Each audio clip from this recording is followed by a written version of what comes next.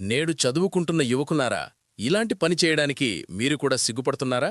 ఈ యువకుడేమి చేశాడో చూడండి. ఇది మీ జీవితాన్ని మార్చేసే స్ఫూర్తి. ఒక చిన్న గ్రామంలో పేదతనంతో బాధపడుతున్న యువకుడు తన కుటుంబానికి తోడ్పడేందుకు ప్రతి ఉదయం పాల ప్యాకెట్లు పంపిణీ చేసేవాడు. 10ంటికి ముందే టిఫిన్ సెంటర్లో కష్టపడి పనిచేసి కొంత సంపాదించేవాడు. తర్వాత స్కూలుకి వెళ్లేవాడు. చదువనేది అతని కల.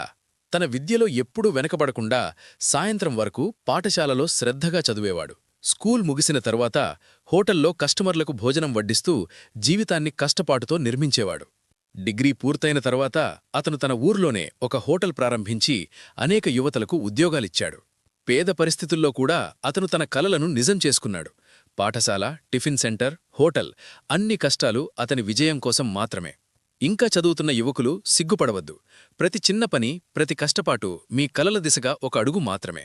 ఇలాంటి కష్టపాటుతో, సంకల్పంతో మరియు ధైర్యంతో మీరు కూడా మీ ఊరికి, మీ కుటుంబానికి, మీ జీవితానికి మార్గదర్శకులు కావచ్చు. నిరంతరం ప్రయత్నించండి. మరేదీ కాదు, మీ కష్టం తప్పకుండా మీ విజయం కావాలి. ఇప్పుడు మీరు మొదలుపెట్టండి. కష్టపాటు ఎప్పుడూ వృధా కాలదు. ఈ వీడియో మీకు నచ్చితే లైక్ చేయండి, షేర్ చేయండి, కామెంట్ చేయండి. అలాగే మరిన్ని మంచి వీడియోల కోసం సబ్స్క్రైబ్ చేసుకోండి.